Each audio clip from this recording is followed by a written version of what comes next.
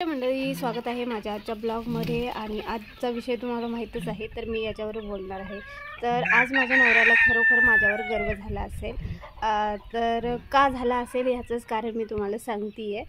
तर झालं असं का 2-3 दिवसापासून आमच्या घरात थोडंसं दुःखाचं वातावरण होतं। म्हणजे दुःख म्हणजे आमच्याकडे वर्कर काम करतात आणि एक कामगार आहे, म्हणजे कारागीर आहे, त्याला काम येतं आणि काम येतं। तर त्याचा मी तुम्हाला पगार पण इथं सांगून टाकते आणि तो आमच्यासाठी किती महत्त्वाचा आहे ते पण मी तुम्हाला सांगते। तर कामगाराला सध्या आमच्याकडे 1000 पगार आहे, दिवसाला 1000 आहे। तर तो आमच्यासाठी का महत्त्वाचा आहे ते सांगते। कारण त्याच्याच जीवावर आमचं पोट चालतं, म्हणजे आमचं घर चालतं, माझ्या मुलांचं शिक्षण चालतं। आमच्या घरात जे जे खर्च होते ते खर्च सगळे कामगारांच्या येणाऱ्या पेमेंटवर असतं, कारण ते आमच्यासाठी काम करतात, त्यांच्यामुळे आमचं घर चालतं। आणि 2-3 दिवस झाले तो थोडा पितो, म्हणजे ड्रिंक करतो आणि मुलगाच आहे, 17-20 वर्षाचा असेल कदाचित। तर 20 वर्षाचं पोरगं आहे, पिण्याची लत म्हणजे सुटत नाही दारू त्याची, तर ते पितो। 2-3 दिवसापासून रोज पितो, कामाला पण नाही गेला।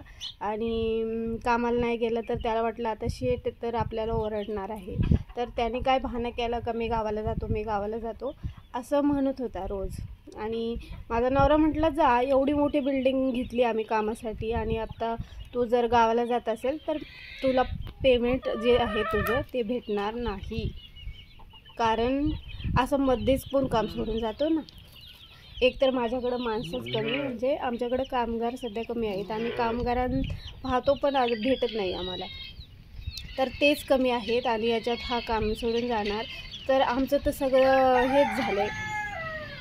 तर म्हटले जा, पण तुला पैसे नाही भेटणार, जायचे तर जा।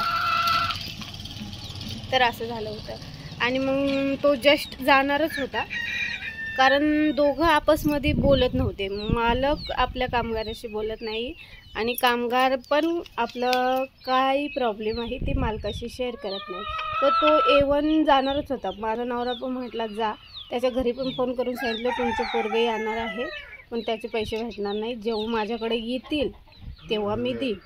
तर नंतर तो जर ऑलमोस्ट जाण्याच्याच तयारीत होता, तर मी त्याला म्हटलं का तुम्ही गावाला जाणार आहे, पण जायच्या आधी तुमचा काय प्रॉब्लेम झाले आहे ते तर सांगून जा ना।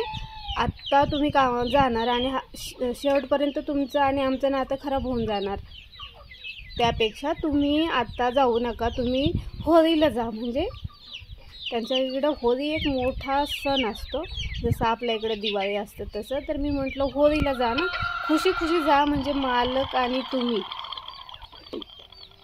तुमच्यातले संबंध चांगले राहिले तर तुम्हाला पुन्हा कामाला येता येईल। गावाला काय तुम्ही 8 दिवस जाणार, 15 दिवस, 1 महिना, नंतर तुम्हाला कामच करायचं असतं ना। कारण मुलींचं आयुष्य सोपं असतं, लक्षात ठेवा मित्र आणि मैत्रिणींनो, मुलींचं आयुष्य सोपं असतं, मुलाचं आयुष्य कधीच सोपं नसतं। घरचे फक्त त्याच्याकडून पैसे पैसे पैसे, कारण घरच्यांनी कर्ज घेतलं असतं, घरच्यांनी आपल्या मुलांचं लग्न केलं असतं, घर बांधलं असतं, म्हणजे मुलाकडून एकदा मुलगा कमवायला लागला का मुलाकडून फक्त त्यांना पैसे अपेक्षित असतात। मुलाची मानसिकता काय आहे हे कोणच विचारत नाही, फक्त मुलाकडून येणारा पैसा कसा येईल आपल्या घरात आणि आपण आपले कर्ज कसं मिटवल, असं घरच्यांचा हाच उद्देश असतो। घरचे फक्त आपला मुलगा कमवतोय तर त्यांनी आपल्याला पैसे द्यावा एवढंच उद्देश असतो। मोठं झाल्यावर मुलांना फक्त पैसे कमवायचं काम आहे, बाकी त्यांना कोणतंही काम नाही। तर तुमच्या या आयुष्यात तुमच्याकडे एकच काम आहे, मुलगा आहे तुम्ही, बस पैसे आणा। काय काम करता तुम्ही ते माहीत नाही, पैसे आणा, म्हणजे घरचे फक्त पैसे पाहिजे। तुम्ही जर पैसे कमवत असाल तर तुम्हाला इज्जत आहे, आणि तुम्ही पैसे कमवत असाल तर तुम्हाला कोणी विचारणार नाही। तर आजचा असा उद्देश, जर तुमच्याकडे पैसेच नसतील तर तुम्हाला कोण नाही विचारणार, जर पैसे असतील तर 4 लोक तुमच्या मागं फिरतील, हा आपल्यावर खर्च करेल, असं असतं. म्हणजे त्या मुलाला मी जरा समजवलं आणि त्याला म्हटलं तुम्ही आत्ता जाऊ नका, तुम्ही होदीला जा, म्हणजे तर तुमच्याकडे 2 पैसे जास्त येतील, तुमच्या आईवडिलांचे पण स्वप्न असतील ना काहीतरी, ते पूर्ण करा. तर ते मुलगा आज मांडलं, म्हणजे त्यांनी माझी बात मांडली आणि म्हटलं ठीक आहे मी जात नाही. त्यांनी माझं ऐकून जाण्याचं कॅन्सल केलं. तर माझ्या नवऱ्याला वाटलंच ना आता का हा एका माणसाला येणे आज बोलून जरा सॉल्व केलं प्रश्न, नाहीतर त्याला जायचं आहे आणि म्हटलं परत आता गेला तर ठीक आहे, तुला जायचं आहे तर जाच आता, पण तुला परत येता येणार नाही आमच्याकडं. आम्ही चांगली लोक हे तुलाही माहिती, आणि भविष्यात तुला गरज पडली तर तुला कोण मदत करणार? तुम्ही काय घरी बसणारच नाही ना, 8 दिवस बसल नंतर तर कामच आहे ना.